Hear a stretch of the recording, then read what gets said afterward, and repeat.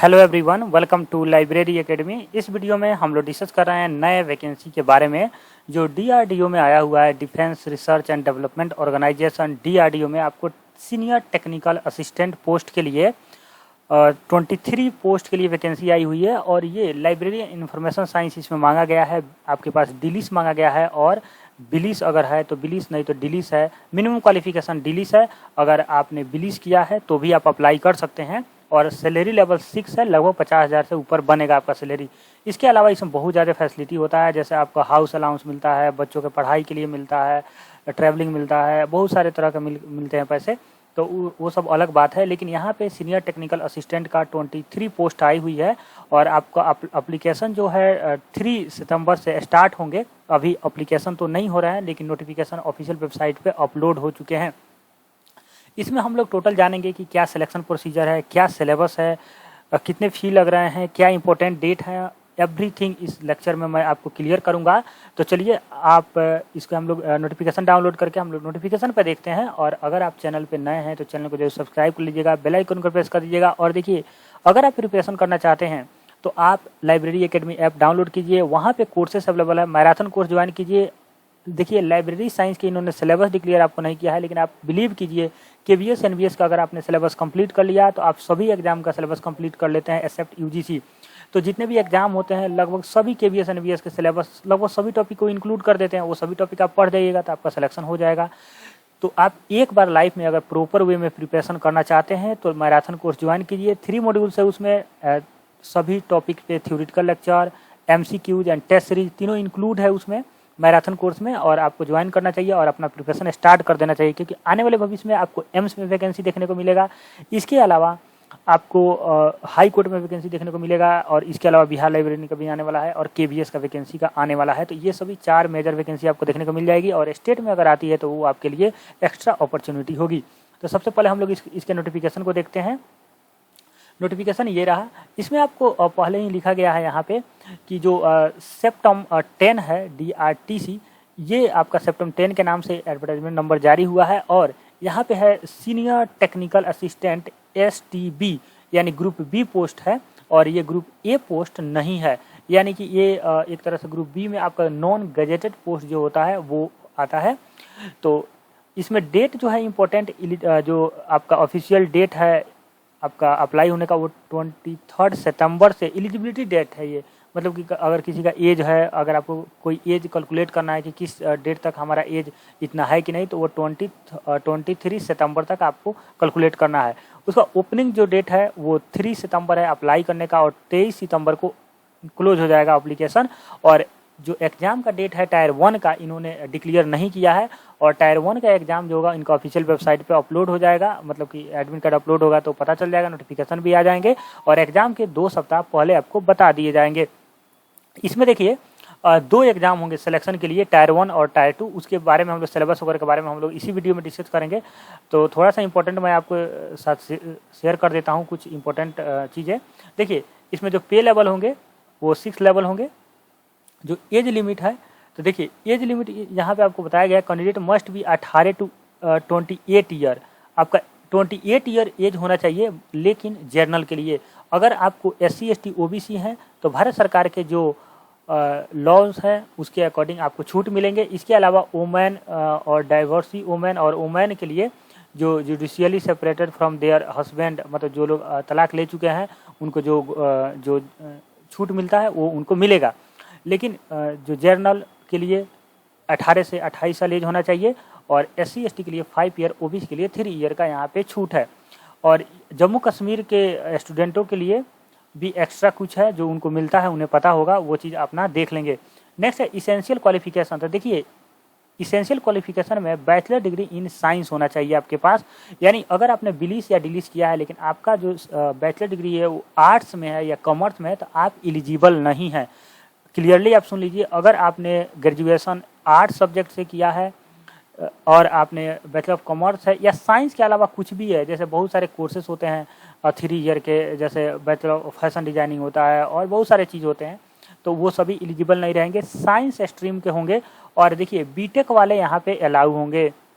BTech वाले student form fill up कर सकते हैं, बीटेक किसी भी ब्रांच से किए हुए हैं तो कर सकते हैं। इसके अलावा बीएससी किए हुए हैं, मैथ से किए हुए हैं बीएससी, या बीएससी फिजिक्स से किए हुए हैं, केमिस्ट्री से किए हुए हैं, या बायोलॉजी से जो जियोलॉजी और बॉटनी वगैरह होता है इससे किए हुए हैं तो आप एलिजिबल हैं।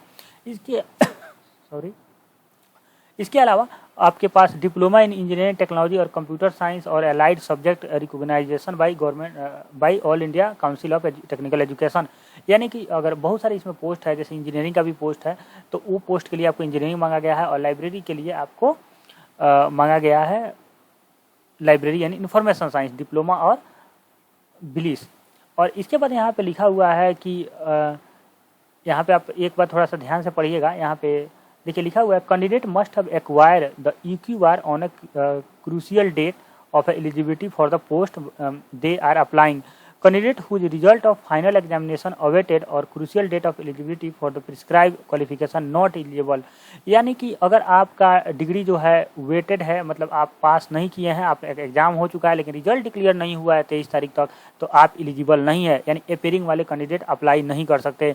उसके बाद BSc candidate must have been required subject at least 2 years in a course of BSc program.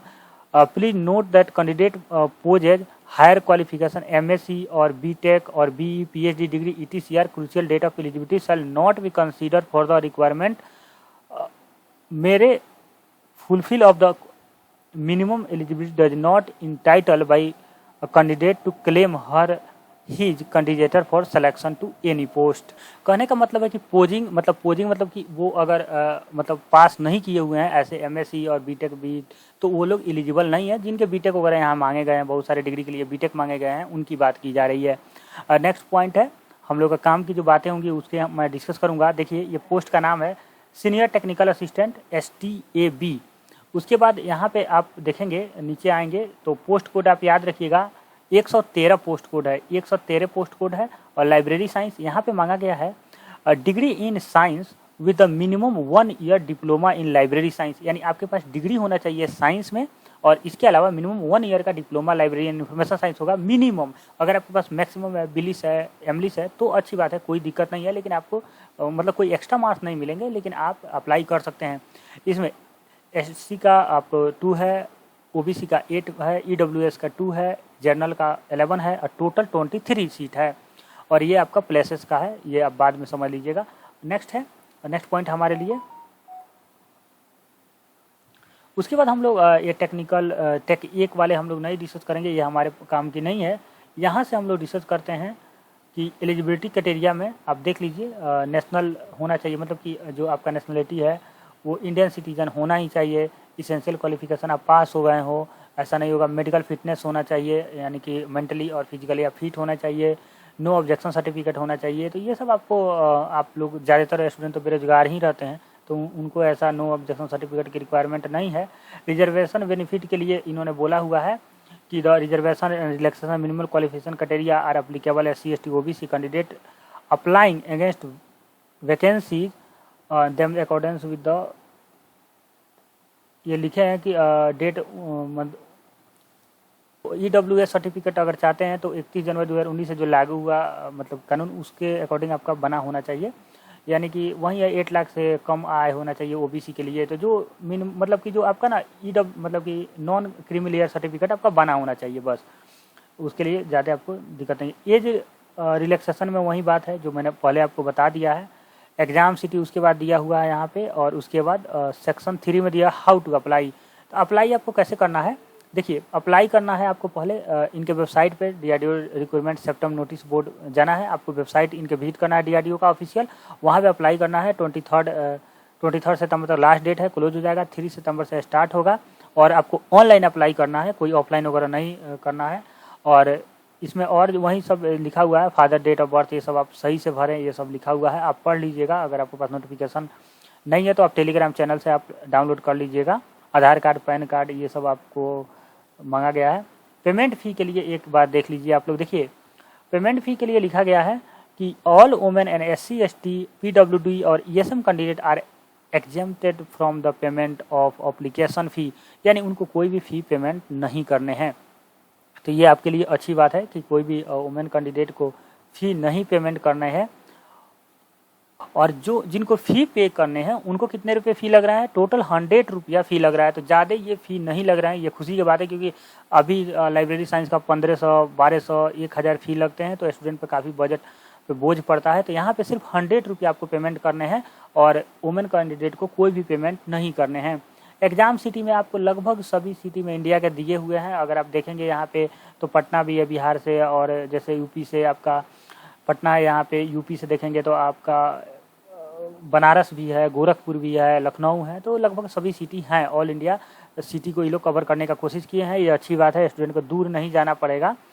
और उसके बाद date of examination and admit card के लिए वो बोले हुए हैं कि जो मतलब कि इनका अपने ऑफिशियल वेबसाइट पे डेट, एडमिट कार्ड और डेट दोनों जारी कर दिए जाएंगे, तो उसके लिए आपको टेंशन नहीं लेना है। उसके बाद हम लोग देखते हैं मल्टीपल पोस्ट के रिगार्डिंग कि अगर कोई कैंडिडेट एक से ज़्यादा पोस्ट अप्लाई करना चाहता है तो इन्होंने देखिए, थोड़ा सा यहाँ पे थोड़ा सा आपको फनी चीज़ लगेगा कि इन्होंने बोला हुआ है कि ये पढ़ लीजिएगा आप, इन्होंने बोला हुआ था अगर आप एक से अधिक पोस्ट अप्लाई करना चाहते हैं तो आप अप्लाई कर सकते हैं, लेकिन एक कंडीशन सुन लीजिए कि अगर आपका एग्ज़ाम 2 सेंटर अलग अलग सेंटर पे पड़ा, सभी का प्री एक साथ होंगे, तो प्री का एग्ज़ाम हो या मेंस का एग्ज़ाम हो, अगर 2 अलग अलग सेंटर पे पड़ा तो वो आपको मैनेज करना होगा।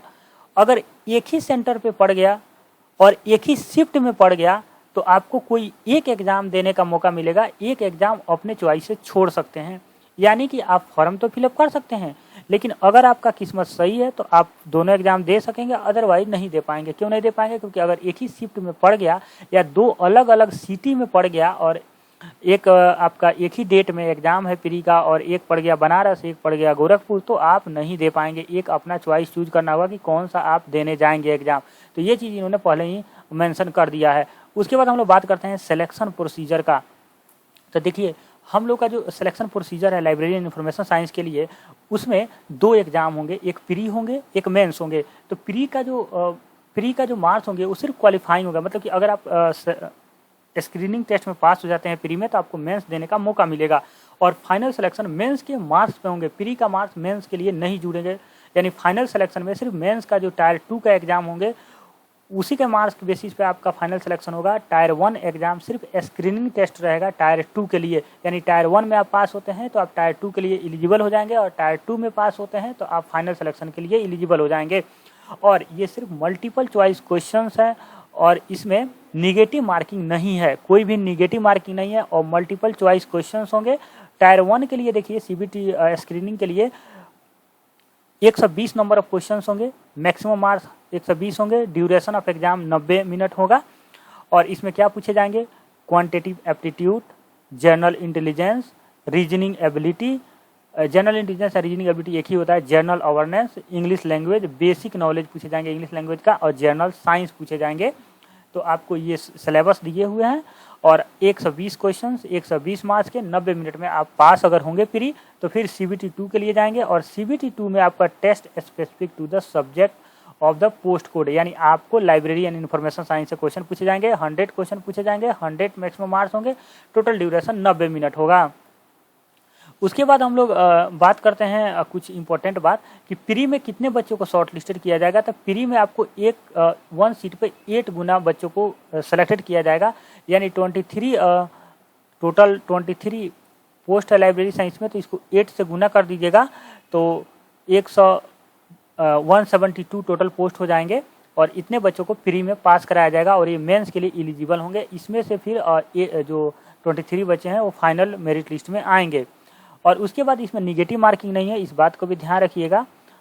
और इसके बाद प्रोविजनल सिलेक्शन क्राइटेरिया में इन्होंने बोला हुआ है कि मिनिमम ये क्राइटेरिया जो कि ये कुछ लागू होता नहीं, 40% से अधिक बच्चे एटलीस्ट ला ही देते हैं नंबर। उसके बाद जो हमारी काम की चीज़ें इसमें नहीं है कुछ भी अब। और अगर आपको कोई भी डाउट होता है तो आप पूछ सकते हैं कमेंट बॉक्स में और या टेलीग्राम चैनल पे पूछ सकते हैं। लेकिन मुझे लगता है कि मैंने और लगभग सभी चीज़ें इसमें कवर किया हुआ है और कोई चीज़ मेरे हिसाब से नहीं छूटा हुआ है। मैं एक बार आपको समरी बता देता हूँ। देखिए, अगर आपने ग्रेजुएशन साइंस से किया है तो आप एलिजिबल हैं। उसके बाद बिलिस या डिलिस किया है या एमलिस किया है, एमलिस बिलिस डिलिस एमलिस कुछ भी किया है तो आप एलिजिबल हैं। इसके अलावा आपको 2 एग्ज़ाम होंगे, एक प्री और एक मेंस। प्री का सिर्फ मार्च होगा, मेंस के लिए होगा, और मेंस का जो एग्ज़ाम होगा उससे फाइनल सिलेक्शन होगा। उसके बाद आपको साइंस से पास होना ही ज़रूरी ही है। इसके अलावा जो CBT होंगे उसका सिलेबस इन्होंने लाइब्रेरी साइंस का तो डिक्लेयर नहीं किया है, लेकिन प्री का जो आपका सिलेबस है वो आपको मैंने बता दिया है। डेट जो है 3 सितंबर तक भराएगा और 23 तक आपको फॉर्म फिलअप कर लेना होगा। इसके अलावा आपको निगेटिव मार्किंग नहीं है, कोई भी निगेटिव मार्क्स नहीं है इसमें। और इसके अलावा आपको 2 फॉर्म आप अप्लाई करना चाहते हैं तो आप अप्लाई कर सकते हैं, 2 या 3 कितना भी फॉर्म अप्लाई कर सकते हैं। इंडिविजुअली आपको फॉर्म अप्लाई करना होगा और उसका एग्ज़ाम आपके ऊपर है कि आपका अलग अलग पड़ता है शिफ्ट में या एक ही में पड़ता है, वो आपके किस्मत के ऊपर होगा। तो ये वीडियो में इतना ही। अगर आपको कोई भी डाउट है तो आप पूछ सकते हैं। Thank you for watching. मिलते हैं नेक्स्ट वीडियो में नए जॉब के साथ।